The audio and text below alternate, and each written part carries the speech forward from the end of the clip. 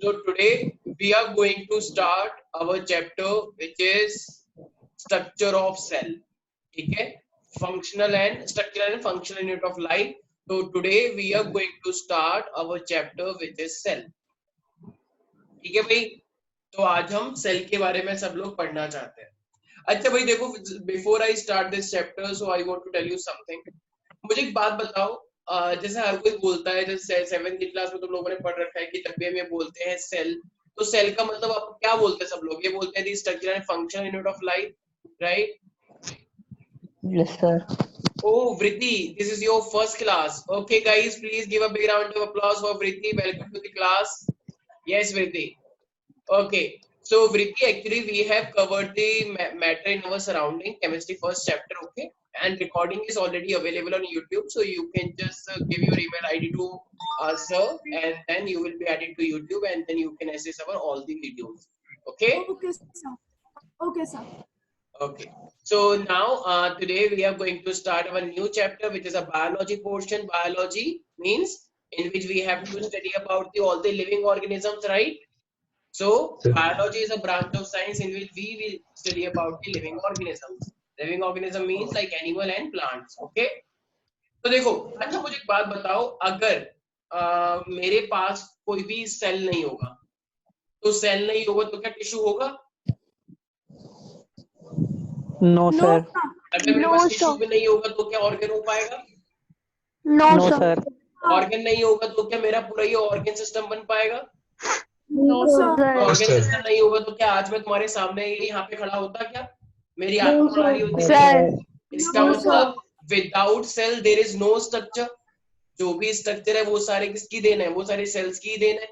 तो इसका मतलब जो भी स्ट्रक्चर है हमारा वो किसकी देन है? बेसिकली सेल्स की, राइट? ओके, तो सेल्स ही मेरे पास बेसिकली क्या बनाते हैं? ये स्ट्रक्चर बनाते हैं.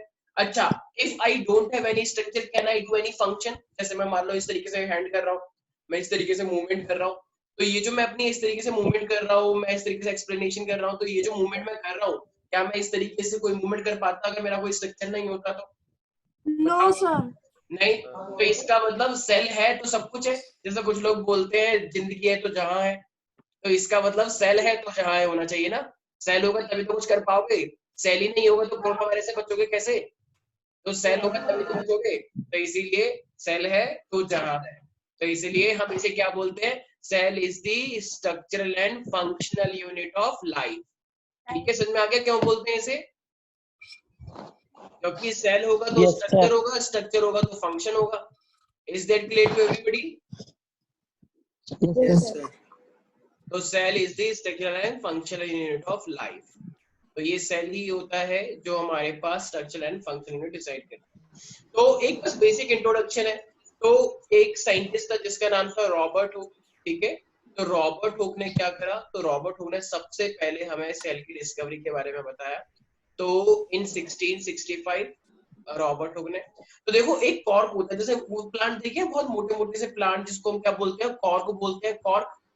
तो कॉर्क क्या होता है? जैसे कॉर्क का मतलब जैसे बहुत ही ऐसे बूढ़े बूढ़े प्लांट देखे, बहुत बड़े बड़े प्लांट लकड़ी से निकली होती है, तो कॉर्क बोलते हैं उसे. ठीक है, तो कॉर्क जो मेरे पास होता है उस प्लांट की जो लकड़ी से निकल के आती है, अगर हम उसको देखते हैं, ठीक है, तो हमें कैसा लगता है? तो उस कॉर्क को देखने से हमें ये रियलाइज होता है कि जब हम उसको माइक्रोस्कोप में देखते हैं तो उसके सेल हमें कैसे दिखते हैं? ब्रिक जैसे स्ट्रक्चर्स दिखते हैं उसके. ठीक है, तो देखो मैं एक स्क्रीन शेयर कर रहा हूँ, शायद आप लोगों को इससे थोड़ी हेल्प मिले. सबको दिख रहा है ये डायग्राम दिख रहा है कॉर्क के, ये लकड़ी के टुकड़े? Yes, sir. ठीक है, तो ये जो मेरे पास कॉर्क जो ये मेरे पास प्लांट है, तो ये इस तरीके से स्ट्रक्चर होता है. तो इसका एक एक टुकड़ा हमने किसमें देखा? ये देख रहे हो ऊपर ऊपर सूखा सूखा सा स्ट्रक्चर जो है.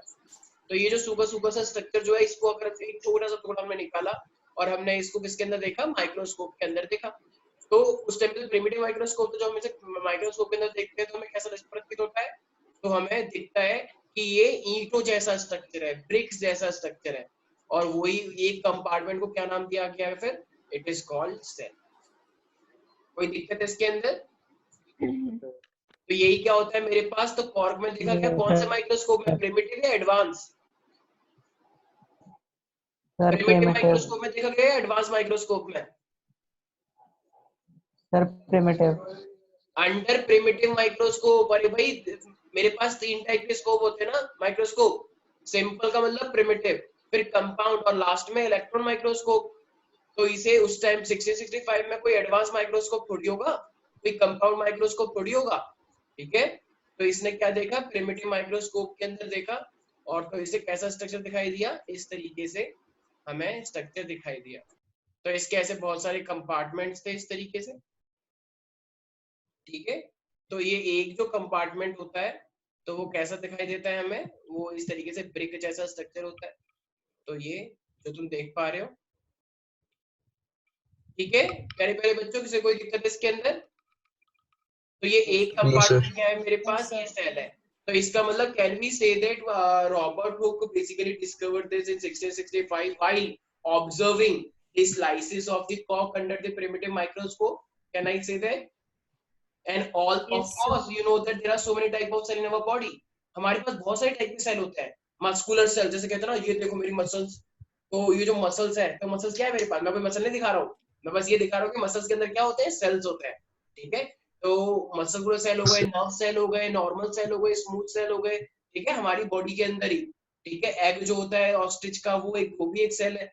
तो इस तरीके से डिफरेंट डिफरेंट टाइप के सेल्स होते हैं, आरबीसी हो गए, डब्ल्यूबीसी सेल हो गए, राइट। तो we have variety of cell in our body. किसी को दिक्कत है इसके अंदर? No, sir.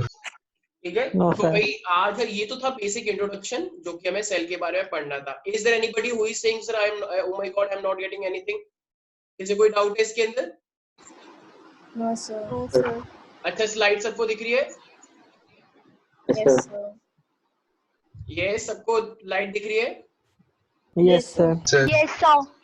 ठीक है। तो देखो भाई आज हम जो चैप्टर पढ़ने वाले हैं ये हमारे पास वही सेलुलर ऑर्गेनाइजेशन वाला, ठीक है। तो सेलुलर ऑर्गेनाइजेशन का मतलब क्या है, सेल हमारे पास पूरा एक ही, देखो जैसे स्किन है तो पूरी एक लेयर बन रही है, तो इसी तरीके से हमारी पूरी बॉडी एक ऑर्गेनाइज वे में काम करती है। लिवर बहुत सारे सेल से मिलकर बना है, तो लिवर का काम डाइजेशन करवाना है। लिवर कोई ग्रोथ नहीं करवा सकती बॉडी की ऐसी, ठीक है। तो हर किसी जो भी स्ट्रक्चर बनता है तो उनका एक स्पेसिफाइड फंक्शन है, तो उसी चीज को हम क्या बोलते हैं, डिवीजन ऑफ लेबर। तो सब बच्चों को पता होना चाहिए, कोई बता सकता है what is the division of labour? तो डिवीजन ऑफ लेबर हमारे पास क्या होता है, कोई बता सकता है?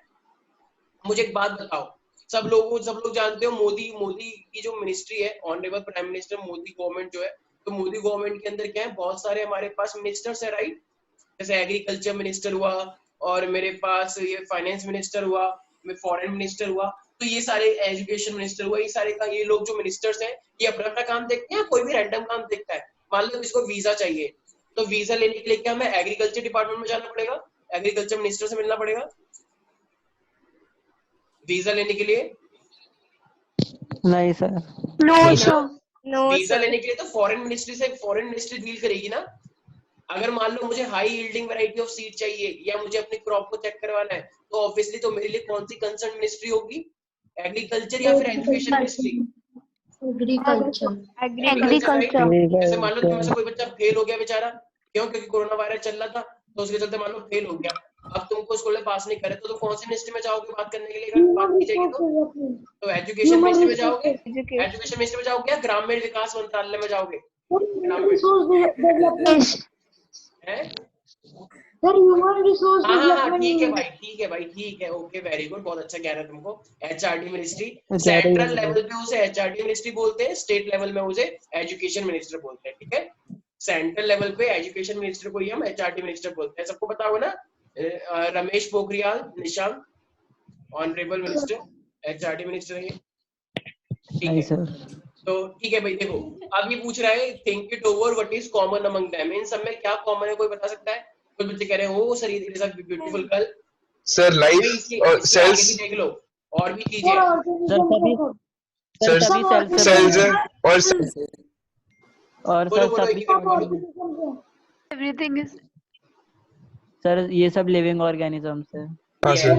तो यस तो देखो ये सारे के सारे मेरे पास लिविंग ऑर्गेनिज्म है, जैसे हम देख सकते हो। तो पहला वाला क्या है, ह्यूमन है, ठीक है। तो पहला वाला ये जो ह्यूमन है हमारे पास, तो ये भी लिविंग ऑर्गेनिज्म है, बहुत सारे सेल से मिलकर बना हुआ है। मछली मेरे पास, तो मछली भी क्या है मेरे पास, ह्यूमन है। ये भी मेरे पास क्या है, बहुत सारे स्ट्रक्चर से मिलकर बनी हुई है ये मछली। इसी तरीके से ये भी मेरे पास क्या है, तो ये मेरे पास प्लांट्स है, और प्लांट्स तुमको पता है प्लांट्स भी मेरे पास क्या है, बहुत सारे सेल से मिलके बनता है, राइट। और उसी तरीके से मेरे पास क्या है, ये अमीबा, ये जो कि एक प्रिमिटिव ऑर्गेनिज्म है, राइट। तो जो प्रिमिटिव ऑर्गेनिज्म होते हैं वो मेरे पास क्या होते हैं, तो ये मेरे पास होते हैं अमीबा। ये प्रिमिटिव, ये एक ही सेल से मिलके बना हुआ है। किसी को कोई डाउट है इसके अंदर? No, sir. No, sir. हाँ ये सर। जो मेरे पास है, ये क्या है मेरे पास, तो it is a single cell organism. तो ये भी लिविंग ऑर्गेनिज्म है। It has some like living organism की जो जो चीजें होती हैं वो सब इसके पास है। I hope it is clear to everybody. तो ये भी लिविंग ऑर्गेनिज्म है, ये भी लिविंग ऑर्गेनिज्म, ये भी, और सारे के सारे क्या है, लिविंग ऑर्गेनिजम्स है। तो बायोलॉजी में हम इसी के बारे में तो पढ़ते हैं, लिविंग ऑर्गेनिजम्स के बारे में, am I right? Yes, sir. People, Yes, sir. any single doubt here? Very good. और जस्ट स्पेस में बैठे हुए हो, एंजॉय कर रहे हो? यस, ठीक है। तो अब अगर बात आती है देखो सेल की, तो सबको पता है, मैंने ऑलरेडी एक्सप्लेन कर दिया है। क्या बोला था मैंने? Cell is the structural and functional unit of life. किसी को डाउट है इसके अंदर? ये चीजें पहले तो मैं एक्सप्लेन कर चुका हूँ। तो जो सेल होता है, सेल मेरे पास already is the structural and the functional unit of life होता है। So I hope it is clear. And every living organism is made up of cells. तो ये चीज तो मैं पहले ही एक्सप्लेन कर चुका हूँ, इसमें बताने की क्या बात है? एम आई राइट? तो ये दो लाइनें में किसी को कोई डाउट है? तो ये लाइन में पहले से ही बता चुका हूँ। Very good Dhruv. तो ये लाइंस में पहले ही बता चुका हूँ। Cell is the structural and functional unit of life and every living being is made up of cells. कोई ऐसा है बच्चा जो कह रहा है oh my God I am not made up of cells, I am made up of skin? Yes, is there anybody? Aarav कह रहा है सर मेरी तो स्किन है, I don't have any kind of cell. Aarav, Ojas, I know you are living, you are you alien? Ojas कह रहा है मैं तो एलियन हूं, मैं तो नहीं बना सेल से, मैं तो शॉर्ट चीज से बनाऊं, बताऊंगा नहीं, इट्स माय सीक्रेट। ठीक है भाई, किसी कोई दिक्कत तो नहीं है इसके अंदर? ठीक है। तो लिविंग ऑर्गेनिजम्स कितने टाइप के होते हैं भाई? सबको पता है लिविंग ऑर्गेनिज्म मेरा दो टाइप के होते हैं। पहला है यूनिसेक्स यूनिसेलुलर और दूसरा है मेरे पास मल्टीसेलुलर, राइट। तो देख पा रहे हो? तो यूनिसेलुलर के एग्जांपल्स क्या क्या हो सकते हैं भाई? कोई बता सकता है? यूनिसेलुलर के एग्जांपल मेरे पास क्या क्या हो सकते हैं? Amoeba, yes, anything else? Bacteria, और paramecium, Sir, egg, hen's egg. Okay, देखो मेरे पास बहुत सारे टाइप के हो सकते हैं। अगर बात की जाएगी तो मेरे पास यूनिसेलुलर जो होते हैं, यूनिसेलुलर का मतलब मेरे पास क्या होता है? अमीबा हो गया, पैरामीशियम हो गया, बैक्टीरिया हो गया, और एक ईस्ट होता है विच इज आल्सो यूनिसेलुलर। लेकिन मल्टीसेलुलर जैसे प्लांट्स हो गया, एनिमल्स हो गया, तो ये सब क्या होते हैं मेरे पास? ये मल्टीसेलुलर जिनके पास बहुत सारे सेल्स होते हैं, right. Is that clear to everybody? Yes, sir. Very good, बच्चों ने जवाब भी दिया है, वेरी गुड श्रेया।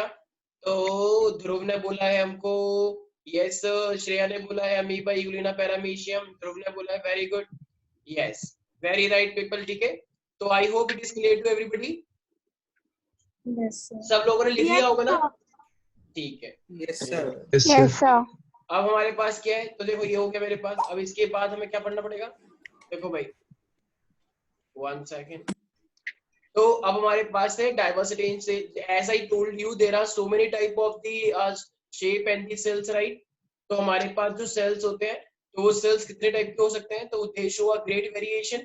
जैसे कि अगर मैं बात करता हूँ, देखो कुछ सेल्स जो होते हैं वो राउंड होते हैं, कुछ इलोंगेटेड, कुछ ब्रांच होते हैं, और कुछ रेगुलर होते हैं। तो शेप की बहुत सारी, राउंड शेप के अकॉर्डिंग हम बहुत सारी चीजों को डिवाइड कर सकते हैं। सबसे छोटा सेल मेरे पास कौन सा होता है? 0.5 माइक्रोमीटर। माइक्रो का मतलब 10⁻⁻⁶, 0.00000015। तो ये क्या है मेरे पास? माइक्रोमीटर। तो ये क्या है? माइकोप्लाज्मा। तो माइकोप्लाज्मा का साइज बहुत ही छोटा होता है। तो which is the smallest cell? तो सारे बच्चे याद रखेंगे इट इज अ माइकोप्लाज्मा, इसे म्यू बोलते हैं, म्यू 10⁻⁻⁶। तो सबसे छोटा सेल कौन सा होता है प्यारे प्यारे बच्चों? तो तुमको याद रखना है, सबसे छोटा सेल होता है मेरा ये माइकोप्लाज्मा। ओके, तो दिस इज माइकोप्लाज्मा। एंड सबसे बड़ा सेल कौन सा होता है? As I told you, ostrich का अंडा। ऑस्ट्रिच का अंडा भी अपने आप में क्या है? एक सेल होता है। तो ये ऑस्ट्रिच का अंडा कितना है? 6 इंच का होता है। ठीक है, तो इतना बड़ा जो ऑस्ट्रिच का अंडा है, ये इतना बड़ा एग है, इतना बड़ा एक ही सेल है, right. Is that clear? Is that clear, everybody? yes sir, Yes sir. Now, the shape and the size of the cell related to function performed by them. Of course, as I told you, अलग-अलग cell के अलग-अलग function होंगे। Red blood cell का क्या function होता है? Red blood cell का क्या फंक्शन होता है?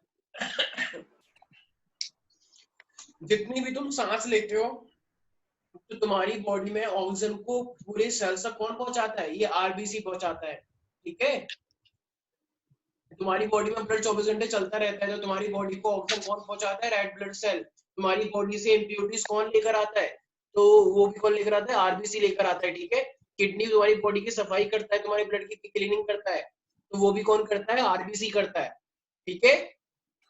तो RBC help in cleaning of the body, या ये बोलो कि ऑक्सीजन की ट्रांसपोर्टेशन करता है, ट्रांसपोर्टेशन ऑफ वेस्ट करता है, ये आरबीसी, ठीक है। मसल सेल्स तो सबको पता है, हमारे अंदर अंदर यहाँ पे क्या है? मसल्स बने हुए हैं, राइट, ओके। तो ये जो मेरे पास मसल है, तो इस मसल के अंदर क्या, वैसे ज्यादा मसल है नहीं मेरी, ठीक है, बट स्टिल तो मसल्स यहाँ पे क्या बने हुए हैं? मसल। जैसे तुम चिकन विकन खाते हो तो ज्यादातर क्या खाते हो? लेग पीस खाते हो, तो वो मसल सेल्स खाते हो ज्यादातर, ठीक है। तो यहाँ पे क्या होते हैं? मेरे पास मसल्स होते हैं, ठीक है। तो ये पैरामीशियम है मेरे पास, ये अपने आप में एक ऑर्गेनिज्म है भाई, ये तो हमारी बॉडी का पार्ट हुआ, लेकिन ये अपने आप में एक सेल है paramecium, which is a unicellular. Amoeba भी अपने आप में एक यूनिसेलुलर है।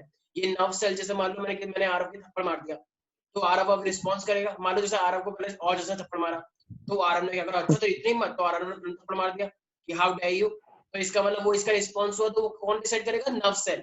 लेकिन मान लो अगर मैंने आरव को थप्पड़ मार दिया, तो आरव कहेगा आई एम सॉरी सर, क्योंकि तो यही जो डिसीजन है हमारे पास, किससे कैसे बिहेव करना है, तो वो क्या होता है? नर्व सेल करता है, राइट। कि टीचर के सामने कैसे बिहेव करना है, अपने दोस्तों के साथ कैसे बिहेव करना है, मॉम डैड के साथ कैसे बिहेव करना है, ठीक है। ऐसा होता है जैसे मान लो आरव की मॉम ने थप्पड़ मारा, इसने मॉम का हाथ पकड़ लिया कि मेरे पे हाथ उठाने से पहले आप सोच लेना। ऐसा नहीं, कोई सास बहू को समझ रहा है क्या? तो इसीलिए ऐसा नहीं होता है, ठीक है ना। तो कोई डाउट इसके अंदर? तो अलग अलग सेल्स होते हैं, अलग अलग सेल्स के अलग अलग परफॉर्म। इसी चीज को हम क्या बोलते हैं? Division of labour. सारे बच्चे ध्यान से सुनेंगे। तो इसी चीज को हम क्या बोलते हैं? Division of labour. Division of labour का मतलब क्या होता है अपने आप में? तो डिवीजन ऑफ लेबर का मीनिंग होता है every cells have a specific function. तेरा वही वाली स्लाइड लगा सकते हो, मेरे को नोट करना। व्हाट? तेरा वही वाली स्लाइड लगा दो, मेरे को नोट करना। एक सेकंड। तो डिवीजन ऑफ लेबर का मतलब क्या होता है? एवरी सेल, ठीक है, जो हर जो सेल्स होते हैं, एवरी डिफरेंट सेल, हर जो डिफरेंट टाइप के सेल्स होते हैं, they perform specific function. So every cell perform specific function. जैसे देखो, एग्रीकल्चर मिनिस्ट्री एग्रीकल्चर के रिलेशन देखेगी, फॉरेन मिनिस्ट्री फॉरेन के रिलेशन देखेगी, ठीक है, एजुकेशन वाली एजुकेशन के देखेगी। तो ये अपने आप में अच्छी बात है, बुरी बात है? अच्छी बात है। मान लो अगर एक ही राजा होता और एक ही राजा सब कुछ देखता कि चलो सब कुछ देखेंगे, हम ही सब कुछ देखने वाले हैं। टूरिस्ट भी वही देख रहा है, टूरिस्ट सब कुछ, टूरिज्म से लेके खाने पीने से लेके एग्रीकल्चर से लेके एजुकेशन से लेके फॉरेन से सब वही देख रहा है। क्या वो देख पाता है इतना? अरे इंसान भी तो है, मर नहीं जाएगा क्या? तो इसीलिए डिवीजन ऑफ लेबर अपने आप में क्या होता है? बहुत अच्छा होता है। तो division of labour is good thing. जिस तरीके से सरकार में डिवीजन ऑफ लेबर है, उसी तरीके से हमारी बॉडी के अंदर भी क्या है? डिवीजन ऑफ लेबर है। इसमें किसी को दिक्कत नहीं है मेरे बच्चों? सर इसकी कोई अच्छी सी डेफिनेशन बोल दो, वो लिख दूंगा। यही तो डेफिनेशन है, every different cells perform specific function, this is called division of labour. Okay sir. जैसे मसल सेल का काम अलग फंक्शन है, मसल सेल का प्रोटेक्शन करना, ये मसल सेल जो होती है स्ट्रेंथ प्रोवाइड करती है। इसी तरीके से अगर मैं नर्व सेल की बात करूं, तो वो कंडक्शन में हेल्प करती है। तुम्हारा रिस्पॉन्स कैसा आएगा, तुम्हारी तुम अगर मान लो चोट लग गई तो कैसा रिस्पॉन्स करोगे, कोई तुम्हें मारता है तो कैसे बिहेव करना है, नर्व सेल रिस्पॉन्स करना, ठीक है। आरबीसी का काम अभी बताया, आरबीसी का काम क्या होता है? ऑक्सीजन को लेके जाना, ठीक है, ट्रांसपोर्टेशन करवाना। तो ये डिफरेंट डिफरेंट फंक्शन मैंने बताए नहीं, तो इसी को तो बोलते हैं division of labour. So every different type of cell perform a specific function. Got it, everybody? Yes, sir. Yes, sir. Yes, sir. So I hope it is clear. Okay. Now, अच्छा, अब कह रहा है what led to the discovery of cell? If I ask you, what led to the discovery of cell? ऐसी क्या चीज थी जिसने बेसिकली ये सेल की डिस्कवरी की ओर लेके गई? वो क्या चीज थी? Microscope. माइक्रोस्कोप, ठीक है, वेरी गुड, शाबाश, एक बार जोरदार ताली है इसके लिए। तो भाई वो हमारे पास क्या चीज थी? वो थी हमारे पास माइक्रोस्कोप। तो माइक्रोस्कोप की डिस्कवरी ही थी जो कि हमको सेल की डिस्कवरी की ओर लेके गई, राइट? एम आई राइट? भाई अगर माइक्रोस्कोप नहीं होता तो क्या तुम कभी सेल को डिस्कवर कर पाते? बिल्कुल भी नहीं कर पाते, राइट? तो इसलिए यस, वेरी राइट। तो इसका मतलब तो देखो ये सब स्ट्रक्चर देख पा रहे हो माइक्रोस्कोप का। तो हम अपनी आंख यहाँ पे रखते हैं, right, which is called I piece.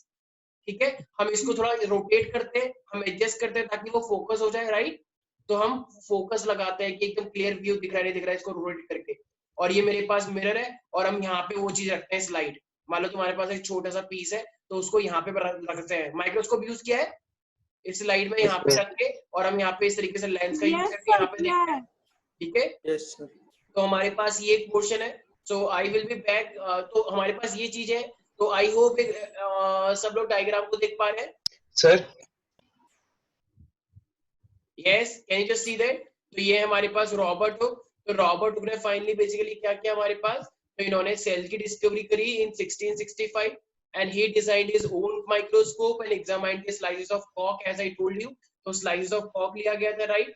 And इन्होंने क्या क्या ऑब्जर्व किया? इन्होंने देखा टाइनी एम्प्टी कंपार्टमेंट्स है। Can you just see that? Tiny empty compartments. तो ये जो टाइनी एम्प्टी कंपार्टमेंट्स है तो जो किसके जैसा लग रहा है? हनीकॉम्ब। भाई मधुमक्खी का छत्ता देखा है सबने? मधुमक्खी का छत्ता। तो ये थोड़ा थोड़ा किसके जैसा लगता है? मधुमक्खी के छत्ते जैसा, राइट? तो ये जो मधुमक्खी का छत्ता है तो उसके जैसा दिखता है, तो इसलिए इन्होंने इसका क्या नाम रखा है? सेलुले in Latin language. So he named this structure called cellulae. Is that clear to everybody? So he observed this kind of structure which is look like a honeycomb, and he named such type of structure as a cellulae. Is that clear to everybody? Yes, sir. Yes sir. Yes, sir. तो ये हमारे पास क्या है? ये हमारे पास है simple Robert Hooke की डिस्कवरी के बारे में। सारे बच्चे ईयर याद रखेंगे, ठीक है?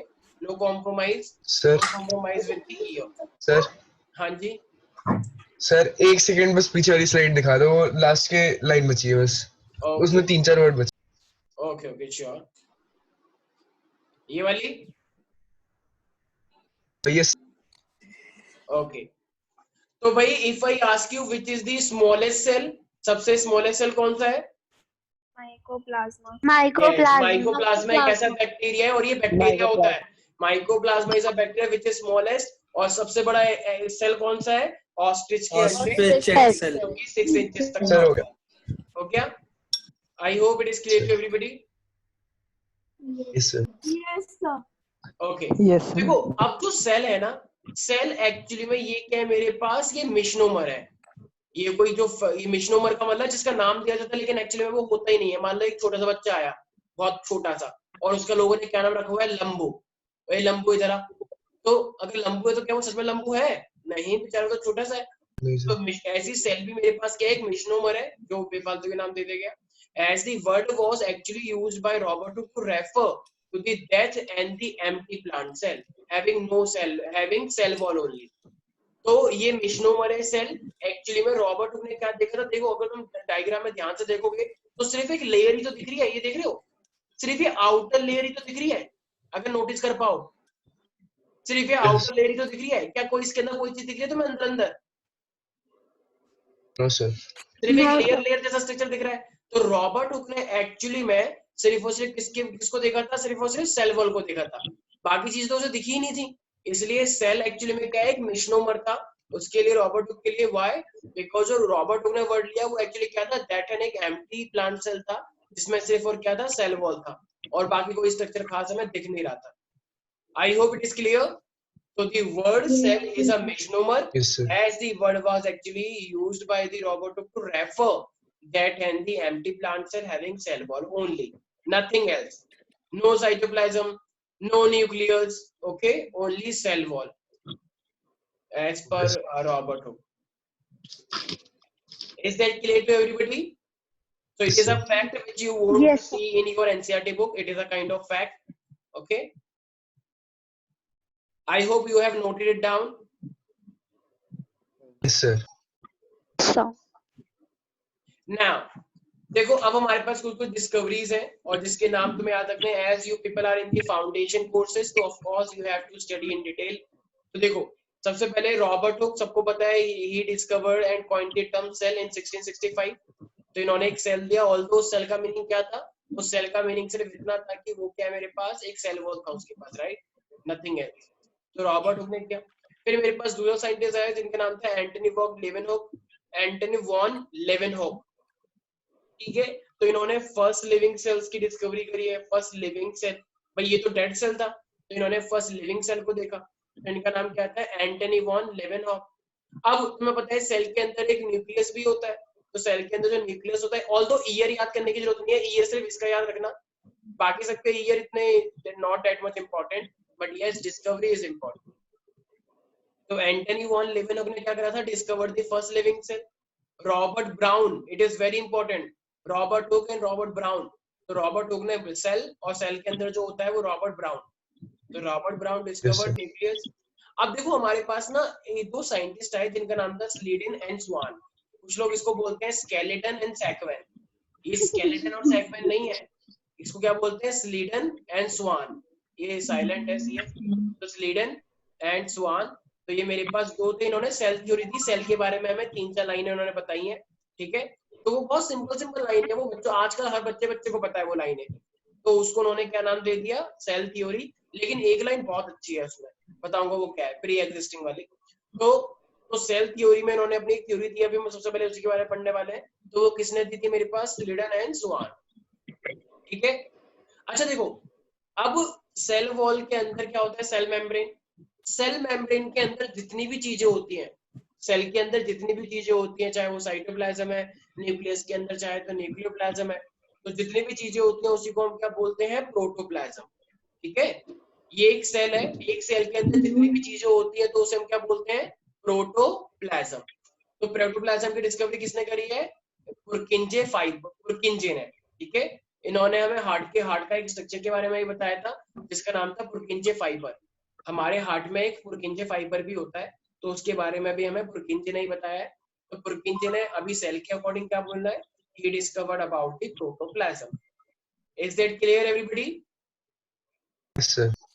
अच्छा देखो, ये रॉडल विर्च्यू जो है, तो रॉडल विर्च्यू ने हमें एक सबसे अच्छी लाइन दी है, ठीक है। तो ऑल्दो ये सेल थ्योरी के अंदर भी इंक्लूड की जा सकती है। तो रॉडल विर्च्यू ने क्या बोला? अच्छा मुझे एक बात बताओ, तुम पहले इतने छोटे से थे, राइट? मान लो अगर मैं बात करूं मदर के वॉर्म के अंदर, यूट्रस के अंदर, तुम पहले सिंगल सेल बने होगे, जाइगोट, राइट? फिर जाइगोट से तुम एम्ब्रियो बने हो, एम्ब्रियो से फीटस, और फिर तुम्हारा जन्म हुआ, और फिर तुम आज इतने बड़े हो गए। तो इसका मतलब तुम आए कहां से? एक सेल से मिलके आए हो, राइट? एक सेल जाइगोट से आए हो, राइट? Yes sir. अब जाइगोट से आज तुम्हारी बॉडी में बहुत सारे सेल है, तो इसका मतलब वो जाइगोट से ही तो सबके सब आए हैं। एक सेल से 2 सेल बने होंगे, 2 से 4, 4 से 8, 8 से 16, 16 से 32, 32 से 64, राइट? तो इस तरीके से वो सो एंड सो फोर्थ चलता रहा होगा, राइट? 1 से 2, 2 से 4, 4 से 8, 8 से 16, इस तरीके से। Are you getting my point? और धीरे धीरे करते करते आज तुम्हारी पूरी बॉडी बन Yes, गई है। sir. तो इसी को क्या बोलते हैं? क्या कोई भी क्या नया सेल ऑटोमेटिकली आ गया है? कुछ लोग बोलते हैं ऐसा कुछ नहीं होता, खाना खाते रहो, वो खाना खाते ही अपने आप सेल बन जाता है। क्या ऐसा है? क्या खाना खाते रहेंगे तो अपने आप ही सेल बन जाएगा खाने से? नहीं भाई, नो सर। जो सेल तुम्हारे अंदर पहले से ही है वो खाने को यूटिलाइज करते हैं और फिर वही डिवाइड होते हैं, कोई नया सेल नहीं बनता है। जो सेल तुम्हारे पास पहले से था उसी में से 2 सेल, उसी में से 3 सेल, उसी में से 4 सेल, उसी में से 8 सेल, ऐसे बनता है, ठीक है। Are you getting my point? Yes, sir. मुझे एक बात है, इस दुनिया में लोग जो नए नए बच्चे आ रहे हैं वो नए ऑटोमेटिकली आते जा रहे हैं या पेरेंट्स से बच्चे आ रहे हैं? पेरेंट्स से आ रहे हैं ना। अरे भाई ऑटोमेटिकली आने लग गया ना, तो फिर तो और बुरा हाल हो जाएगा, फिर तो और पॉपुलेशन बढ़ जाएगी, फिर तो पेरेंट्स बोलेंगे भी नहीं कि हमारे वजह से हुआ है, फिर तो लोग अपने आप ही बढ़ रहे हैं बच्चे, हम क्या करें? ऐसी पॉपुलेशन बढ़ गई क्योंकि अपने आप आ जाते हैं। समझ में आया? तो किसकी वजह से होता है?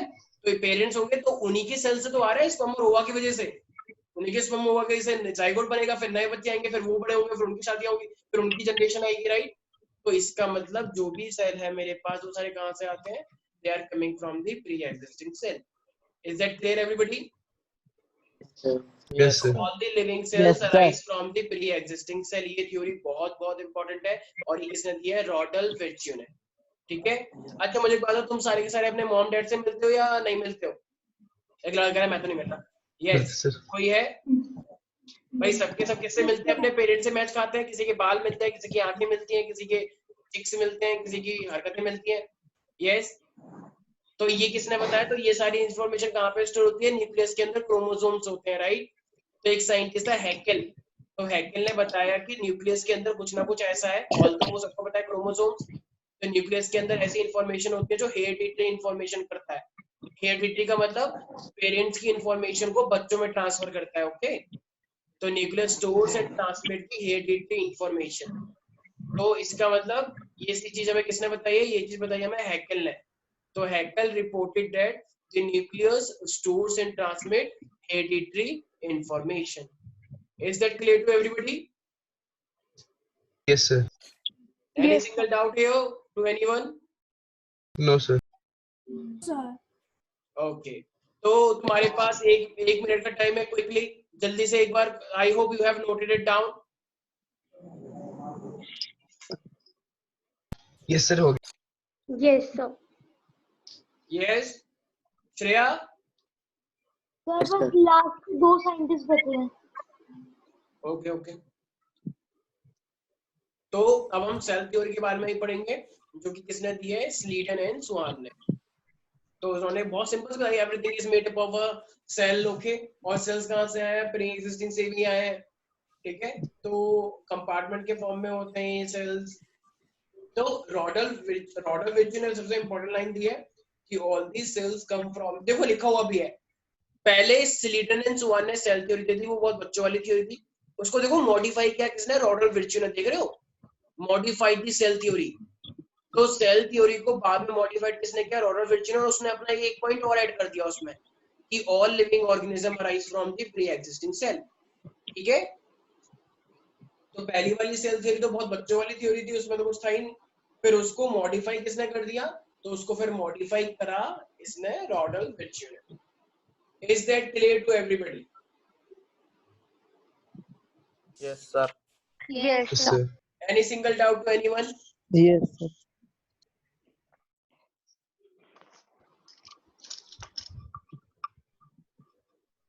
तो पुरकिंजे ने क्या बोला था? यस प्रथम, what Yes, is sir. Protoplasm? What is protoplasm? Sir, protoplasm is a liquid that is made by cytoplasm and nucleus. Very, nucleoplasm भी बोल सकते हो, ठीक है, न्यूक्लियस भी बोल सकते हो। तो कहना इसे everything inside the cell membrane. Yes, sir.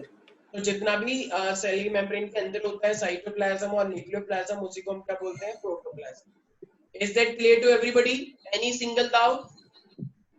no doubt. No, sir. No, sir. Okay. सभी लोगों से रिक्वेस्ट है, एटलीस्ट अपनी ऑडियो ऑन करके रख लिया करें जब भी मैं कोई चीज पूछता हूँ। कुछ लोग कुछ बोलते ही नहीं है, उनको कोई फर्क ही नहीं पड़ता। वो कहते हैं 100 सवालों का जवाब से अच्छी हमारी ये खामोशी। ये सब नहीं चलेगा यहाँ पे, ठीक है? ठीक, देखो अब मिलो, जो सब लोग हाथ जोड़े और नमस्कार करें इनको। ये है स्लीटन, ठीक है, ये है हमारे पास स्वान, और ये है रॉडल विर्चू। देख रहे हो, ये दादाजी ने बहुत मॉडिफिकेशन किया था थ्योरी में। तो ये इन दो लोगों ने क्या करा? सबसे पहले सेल थ्योरी थी, फिर उसको मॉडिफाई किसने किया? हमारे दादाजी ने, जिनका नाम है रॉडल विर्चू, ठीक है। तो सेल थ्योरी सबसे पहले किसने दी है? सबको पता है ऑब्वियसली। तो सेल थ्योरी हमें किसने दी? स्लीटन एंड स्वान ने। तो स्लीटन एंड स्वान, इन्होंने ये देखो, स्लीटन क्या है? जर्मन, देखो बॉटनिस्ट दो है, एक बॉटनिस्ट था, प्लांट के बारे में जानता था, एक जोलॉजिस्ट था जो एनिमल्स के बारे में जानता था। तो बॉटनिस्ट जो प्लांट के बारे में जानता है बहुत अच्छा, और दोनों ही जर्मन के। तो स्लीडन क्या था? जर्मन बॉटनिस्ट था। इन्होंने बोला all plants are composed of cell, of course ही बात है भाई। एंड मेरे पास एक स्वान था, वो जर्मन जोलॉजिस्ट था, उसने बताया animal is also formed of cell. भाई ऑब्वियस ही बात है ना, प्लांट और एनिमल्स दोनों ही सेल से मिलकर बनते हैं। फर्क हो सकता है सेल्स में, लेकिन सेल तो सेल ही होता है, ठीक है। तो इन दोनों ने हमको ये सेल थ्योरी दी है। और रॉडल विर्चू आया बाद में, वो जो कि एक बायोलॉजिस्ट था, देख रहे हो। तो बायोलॉजिस्ट का मतलब जो कि प्लांट के बारे में भी स्टडी कर सकता है और जोलॉजी के बारे में भी स्टडी कर सकता है। ना तो वो बॉटनिस्ट है ना वो जोलॉजिस्ट है। बायोलॉजिस्ट का मतलब जो बायोलॉजी से डील करे, और बायोलॉजी में हम दोनों ही चीजें पढ़ते हैं, राइट एवरीबॉडी। तो इसने क्या करा? इसने मॉडिफाई किया सेल थ्योरी को by putting forward the idea omnis cellula e cellula. ये एक लैटिन वर्ड है, इसका क्या मीनिंग है? All these cells arise from pre-existing cell, which we have already seen that. Have you seen that in the previous slide? तो Latin में उन्होंने क्या बोला? Omnis cellulae e cellulae। इसका मतलब है all living cells arise from the pre-existing cell। किसी को कोई डाउट है इसके अंदर मेरे प्यारे प्यारे बच्चों? No, sir. No, sir. No, sir. कुछ लोग कह नो रहे हैं yes sir sir. No, sir. तो स्लीडन No, कौन सा sir. साइंटिस्ट था? स्लीडन जर्मन बॉटनिस्ट। स्वान कौन सा साइंटिस्ट था? German zoologist. ठीक है। और फाइनली जब बाद में रॉडल विर्चु आए वो कौन से थे? वो थे जर्मन बायोलॉजिस्ट। तो उन्होंने क्या लाइन दी हमको? Biologist. तो इन्होंने हमको लाइन दी ओमनिस सेलुला ई सेलुला। इसका मतलब क्या होता है? All the living cells arise from the pre existing cell. Is there any doubt in this? Anybody? Any single doubt? No sir Okay. M skeleton का मतलब क्या है मेरे पास? Matthias. T swan का मतलब क्या है? Theodore. And R virtue का मतलब क्या होता है? Rodolphe virtue. ठीक है? I hope it is clear to everybody. Have you noted it down? Year is Yes, not sir. that much important Yes, because it is sir, not I history. can. It is not a history. It is not a Sir? history. Yes, yes. बोलो बोलो. Sir एक बार botanist फिर से repeat कर दीजिए क्या होता है? क्या बोला? Botanist. Schleiden MJ Schleiden Matthias Schleiden लिखा भी तो है यहाँ पे, देखो नीचे। नहीं सर बॉटनिस्ट का मतलब जर्मन बॉटनिस्ट। अच्छा, जब बॉटनिस्ट का मतलब जो प्लांट के बारे में बहुत अच्छा जानता है, जो जैसे आजकल लोग क्या करते हैं, आजकल क्या हमेशा से लोग करते आ रहे हैं, वनस्पति विज्ञान के बारे में पढ़े। वनस्पति विज्ञान का मतलब MSc in botany, BSc in botany, मतलब प्लांट के बारे में जो स्टडी करता है। और जोलॉजिस्ट का मतलब जो एनिमल्स के बारे में स्टडी करता है। ठीक है। बॉटनिस्ट का मतलब उसे प्लांट्स के बारे में बहुत अच्छा ज्ञान होता है, और जोलॉजिस्ट का मतलब जिसको एनिमल्स के बारे में बहुत अच्छा ज्ञान होता है। बायोलॉजिस्ट का मतलब जिसको दोनों के बारे में अच्छा ज्ञान होता है। Got it to everybody? Shreya, Dhruv, Ojas, Yes, Monica, sir. Yes sir. any single doubt here? No sir No, sir. No sir.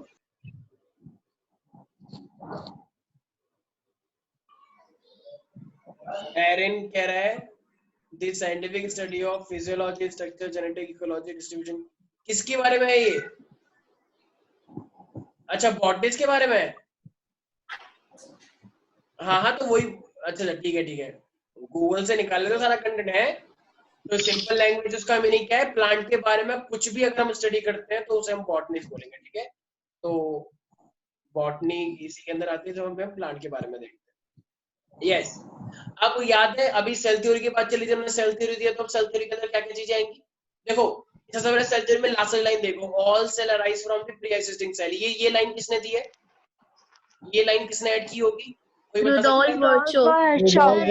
रॉडल्फ विर्चु ने। यस, तो ये लाइन रॉडल्फ विर्चु ने ऐड करी, और बाकी सारी लाइन किसने दी है? स्लीडन एंड स्वान ने, राइट? बॉटनिस्ट और जोलॉजिस्ट ने। तो ये देखो क्या बच्चों वाली लाइन है, all living organisms are composed of one और मोर सेल। क्या इसमें किसी कोई डाउट है? एक बच्चा कह रहा है मुझे सबको समझ में आ गया, बस ये चीज समझ नहीं आ रही। अरे भाई क्या है इसके अंदर? ये कोई बात हुई? ठीक है, ये तो केजी का बच्चा ही बता दे। Yes, I am made up of cells. This cell is the most basic unit of life. Most basic का मतलब क्या बोल सकते हैं? Structural and functional. ठीक है, सेल ही तो है जो स्ट्रक्चर प्रोवाइड करेगा, और स्ट्रक्चर होगा तो फंक्शन भी करेंगे। देखो ये बायोलॉजी है, बायोलॉजी में याद करना होता है समझने के साथ साथ। ठीक है। All the cells are basically alike in structure and metabolic activity. हर एक सेल अपने आप में अलग अलग होता है, सबके सब सेल एक जैसे नहीं हो सकते। अलाइक का मतलब सेम नहीं है। कुछ प्लांट के सेल है वो अलग है, कुछ एनिमल सेल है वो अलग है। एनिमल सेल्स के अंदर भी बहुत सारे सेल होते हैं, नर्व सेल हो गया, आरबीसी हो गया, डब्ल्यूबीसी हो गया। तो इनके स्ट्रक्चर अलग है, स्ट्रक्चर अलग है तो उनका फंक्शन भी अलग है। मेटाबॉलिक एक्टिविटी का मतलब क्या होता है? जितनी भी हमारी बॉडी में रिएक्शंस होती हैं, चाहे वो ब्रेक डाउन रिएक्शन होती है या वो फॉर्मेशन रिएक्शन होती है, तो जितनी भी रिएक्शन हमारी बॉडी में होती है उसी को हम क्या बोलते हैं? Metabolic activities. मान लो एक बहुत मोटी औरत है, उसकी बॉडी में क्या है, मान लो बॉडी में बहुत लगता है वो फैट, ऑयल बहुत लगा हुआ है उसकी बॉडी में, मतलब जितना भी फैट हम खाते हैं उसकी बॉडी में सारा एक्यूमुलेट हो रखा है, तो बहुत मोटी हो जाएगी। तो इसका मतलब उसकी मेटाबॉलिक एक्टिविटी ढंग से काम नहीं कर रही। या मान लो कोई बहुत ही पतला है, तो भी उसकी मेटाबॉलिक एक्टिविटी नहीं क्योंकि सारा डाइजेस्ट हो जाता है, बॉडी को कुछ लगता ही नहीं है। ठीक है, तो इन्हीं चीजों को हम क्या बोलते हैं? It is called metabolic activities. किसी कोई डाउट है इसके अंदर? Yes, No, sir. ठीक है। No, sir. तो अब मेरे पास क्या कह रही थी? Function of an organism as a whole is a result of the activities and interaction of the constituent cell. हम एक ऑर्गेनिजम्स हैं, तो हम ऑर्गेनिजम्स क्यों हैं? क्योंकि हमारी बॉडी में बहुत सारी एक्टिविटीज हो रही है, हमारी बॉडी में इंटरेक्शन होता है एक सेल से दूसरे सेल में, नर्व सेल से आरबीसी, आरबीसी से इतने सारे जो मसल सेल है, तो आपस में हर एक सेल का इंटरेक्शन है। हम एकदम प्रॉपर्ली फंक्शन कर रहे हैं क्या? किसी को कोई है जो कह रहा है, oh my God I am feeling pain in my body, I am not comfortable, there is something wrong with me? कोई ऐसा है जो कह रहा है कि something is really wrong inside my body, I am not feeling comfortable? Yes, there is something very bad inside my body. I can feel pain. I can feel pain here. Yes, is there anybody? Of course not. I guess you all are comfortable, right? So why? Because there is a very excellent interaction between your all the cells. ठीक है? तो तुम्हारे हर cell के बीच में क्या है? अच्छा सा इंटरेक्शन है, हर चीज को खाना मिल रहा है, हर चीज को पानी मिल रहा है, हर चीज को पूरी चीजें मिलती हैं। Got it to everybody? और ये मैं बता ही चुका हूँ, प्री एग्जिस्टिंग सेल। किसी को भी सेल थ्योरी के पोस्टुलेट में कोई भी doubt? No doubt. No, sir. No, sir. Are you sure? कोई भी बच्चा शर्माओ बस, शर्माओ Yes, मत। sir. Yes, एक sir. बच्चा रो रहा है, Yes, sir. एक बच्चा रो रहा है, कह रहा है मुझे कुछ समझ नहीं आ रहा, मैं क्या करूं? कि अपने गांव वापस चले जाऊं क्या? लेकिन जाऊंगा कैसे? कोरोना चल रहा है। तो भाई थोड़ा जो भी डाउट है वो पूछ सकता है, ठीक है? शर्माने की जरूरत नहीं है। I hope it is clear to everybody. Yes, sir. Yes, sir. Okay, तो देखो भाई, देखो मैंने बताया था ना, ईंटों जैसा स्ट्रक्चर होता है, ईंट जैसे ईंट लगते हैं, ब्रिक्स का जो पूरा स्ट्रक्चर होता है, तो सेल का स्ट्रक्चर भी तो ऐसा ही दिख रहा है। Can I say that? Yes, can you see that? तो it is a one compartment, so can you see that it is a one cell? ये एक सेल है। ऐसे करते करते तुम्हारी बॉडी में मिलियंस ऑफ सेल्स होते हैं, राइट? अनियन पील है ना? हाँ हाँ, वेरी गुड शबाश। क्या बोल रहे हो तुम? लड़ाई कर रहे हो? करो करो। अनियन पील है ना? हाँ, अनियन Onion पील। peel. ओके ओके ओके, ठीक है ठीक है, अनियन पील, वेरी गुड। देखो जब हम प्याज में से एक झिल्ली निकालते हैं ना, एक पतली सी लेयर जो ट्रांसपेरेंसी होती है, उसको अगर हम माइक्रोस्कोप में देखते हैं तो हमें इस टाइप का स्ट्रक्चर दिखता है, ठीक है? तो it is a brick like structure compartment. तो सिंगल कंपार्टमेंट क्या शो करता है? It is representing a single cell. Microscope के बारे में हम बता ही चुके हैं, राइट? मतलब ये सारे के सारे सेल बहुत छोटे छोटे होते हैं, ये चीज हम पहले ही देख चुके हैं, राइट? हर एक सेल अपना अलग अलग होता है। अच्छा, ये क्या है? कोई बता सकता है ये क्या है? यस, इज देयर सर एक सेल से दूसरा सेल राइज कर रहा है। Very good. एक बार जोरदार तालियां। किसने बोला ये? किसने बोला ये? दीदी। यस, जो एक बार जोरदार तालियां बजाएं सब लोग अदिति के लिए। मुझे आवाज आनी चाहिए। यस, एरिन ओजस ने तो अपनी वीडियो ही नहीं ऑन कर रखी है, तो आवाज तो आएगी नहीं। शर्म आनी चाहिए तुम लोगों को। ये सब लोग जलते हैं आपस में एक दूसरे से। बताओ, ताली नहीं बजाते? फिर तुम्हारे लिए कौन ताली बजाएगा? एक बार जोरदार ताली बजाओ अदिति के लिए फिर से सब लोग। यस, तो ये जो लास्ट वाला पार्ट है, बस फॉर्मेलिटी पूरी कर रहा है, कोई कुछ नहीं कर रहा। तो ये जो लास्ट वाला पार्ट है हमारे पास, तो ये जो लास्ट वाला है, इसका मतलब ये पहले एक सेल था और ये एक सेल से क्या बन गए? दो सेल बन गए। ओके, तो यही तो होता है हमारी बॉडी में भी, एक सेल से दो सेल, दो से चार सेल, चार से आठ सेल, आठ से 16 सेल। तो इस तरीके से दे arise from the pre-existing cells. Okay, so this is called cell division. Is that clear to everybody? Cell division. Yes, sir. Yes. तो हमारी बॉडी में सेल डिवीजन होगा तो हम उतने ही बड़े होंगे। अच्छा, आप कह रहे हैं what are the various component of cell? हमारी बॉडी में कौन कौन से कंपोनेंट होते हैं, कोई बता सकता है क्या? देखो हमारी बॉडी में वेरियस कंपोनेंट है। सबसे पहली बात, हाँ देखो तुम लोगों को पता है कि हमारा, अगर हम सेल की बात करते हैं तो सबसे पहले आउटर मोस्ट पोर्शन क्या होता है हमारे पास? ऑब्वियसली बात है, अगर प्लांट सेल होता है तो उसमें सेल वॉल होता है, लेकिन सेल मेम्ब्रेन तो हर सेल में होता है, तो सेल मेम्ब्रेन आउटर पोर्शन होता है, राइट? फिर उसके अंदर क्या भरा होता है? एक लिक्विड, तो उसे हम साइटोप्लाज्म। उसे हम बोलते हैं साइटोप्लाज्म। फिर उसके बाद हमारे पास क्या होता है? तो न्यूक्लियस होता है। ये तो मेरे पास ये तीन मेजर स्ट्रक्चर है, ठीक है? अब साइटोप्लाज्म के अंदर भी बहुत सारी चीजें होती हैं, ठीक है? साइटोप्लाज्म के अंदर बहुत सारी चीजें होती हैं, जिन सबको हम क्या बोलते हैं? Cell organelles. क्या बोलते हैं हम? Cell organelles. तो साइटोप्लाज्म के अंदर बहुत सारी चीजें होती हैं जिसको हम बोलते हैं सेल ऑर्गेनेल्स। सेल मेम्ब्रेन एक आउटर लेयर होता है और न्यूक्लियस के अंदर बहुत सारी हेरिडिटरी चीजें होती हैं, ठीक है? हाँ, अभी आएंगे डोंट वरी, ठीक है भाई? देखो अब ना सेल ना मेरे पास दो टाइप का होता है, हम आगे जाके पढ़ने वाले हैं वही चीज। तो मेरे पास सेल दो टाइप का होता है, एक होता है प्रोकैरियोटिक और एक होता है यूकैरियोटिक।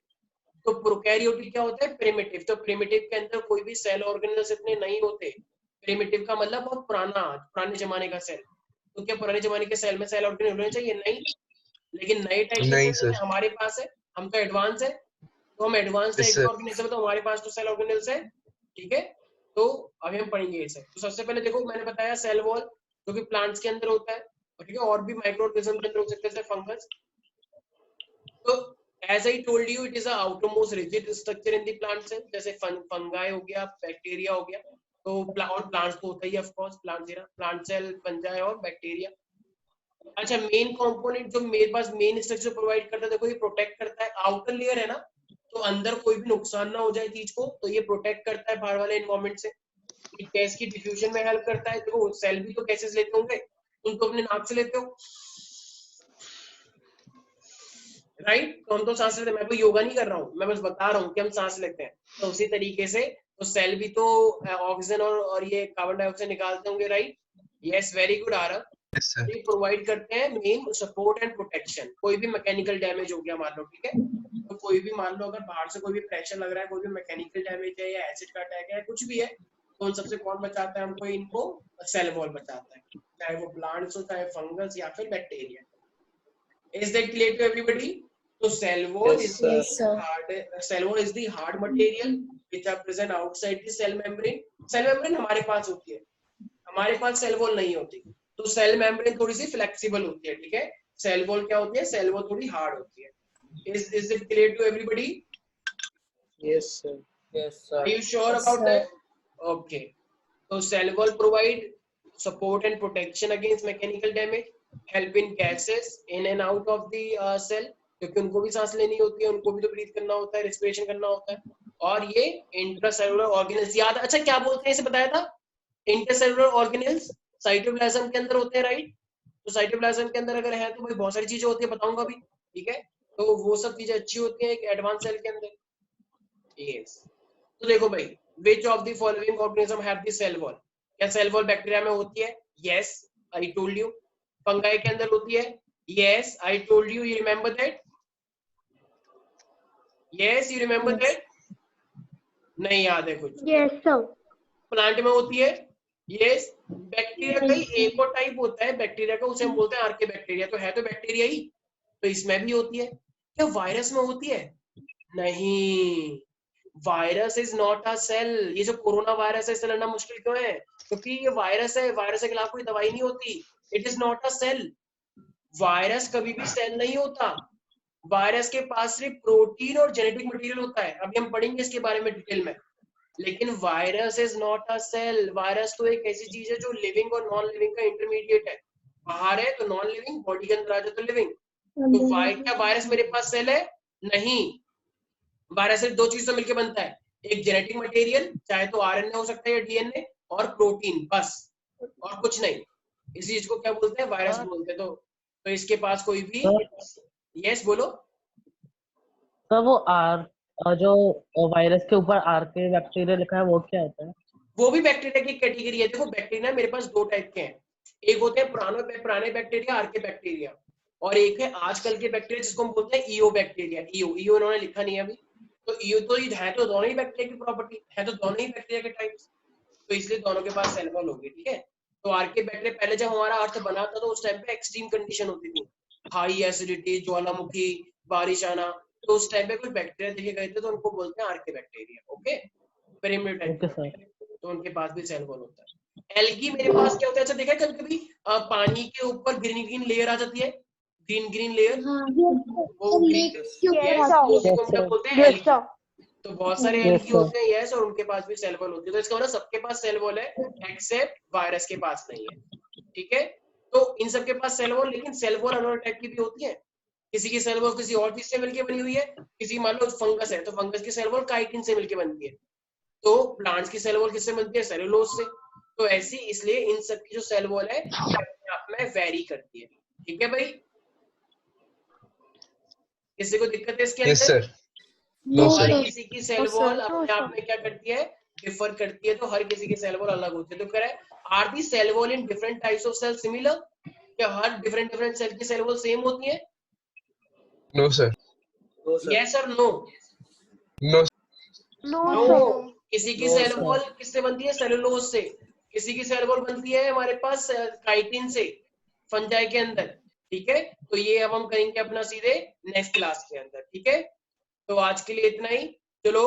सर यस सर आप एक बार जो आपने सबसे फर्स्ट में लिखा था सर, एक बार वो आप दिखा सकते हैं क्या व्हाइट बोर्ड पे या फिर इस पे? सर? स्क्रीन पे। व्हाइट बोर्ड पे ना, मतलब इस पे? Yes sir. हाँ यस सर। यही वाला? हाँ सर सर बस। यस सर सर हो गया पहले सर। सर इसके Yes, बाद बोलो, पहली बोलो। दो पीपीटी दिखा देना ठीक है, ठीक है। सर। हाँ जी, हाँ जी। सर पहली दो पीपीटी दिखा देना जरा, इसके बाद पहली दो पीपीटी जो आपने कराई थी। Okay okay. तो guys Sir. I hope it is clear to everybody. Sir yes sir एक डाउट था हाँ बोलो। Sir, who was William Crookes? क्या? सर विलियम क्रोक्स जो आपने पहले चैप्टर में पढ़ाया था। सर इसकी अगली वाली हाँ हाँ हेलियम, हाँ सर बोलो इसकी बोलो अगली हेलियम। सर इलियम नहीं सर, विलियम क्रोक्स, विलियम क्रोक्स। हाँ क्रोक्स बताया था, यस यस। सर वो कौन है? यार देखो, मैंने जब तुम्हें ये मैटर इन अवर सराउंडिंग का मैंने तुम्हें बताया था, तो विलियम क्रोक्स ने बेसिकली हमको किस चीज के, कोई बता सकता है श्रेया? मैंने विलियम क्रोक्स के बारे में बताया था, कोई बता सकता है क्या करा था उसने, किस चीज की डिस्कवरी करी थी क्विकली? प्लाज्मा। तो हमने ये चीज बताया था, तो मेन जो डिस्कवरी आई थी वो प्लाज्मा के ऊपर आई थी। तो विलियम क्रोक्स ने हमें इसमें प्लाज्मा की कंट्रीब्यूशन में विलियम क्रोक्स का बहुत बड़ा मेन रोल है, ठीक है। तो ये मेरे पास एक कैनेडियन पॉलिटिशियन था और ये साइंटिस्ट भी था, बिजनेसमैन भी था वैसे। तो इन्होंने बेसिकली किस चीज के बारे में बताया हमको, तो प्लाज्मा की डिस्कवरी के बारे में इन्होंने हमें बेसिकली बताया, ठीक है। तो ये केमिस्ट और फिजिस्ट था जिन्होंने केमिस्ट्री के बारे में ज्यादा रिसर्च करते थे, तो केमिस्ट्री में इन्होंने प्लाज्मा के बारे में बताया। ठीक है भाई, कोई नहीं, बाकी सब चीजें नेक्स्ट क्लास में कर लेंगे। रिकॉर्डिंग यूट्यूब पे अवेलेबल होती है। आज के लिए इतना ही, बाकी मिलते हैं नेक्स्ट क्लास के अंदर। Bye bye, take care. Bye sir.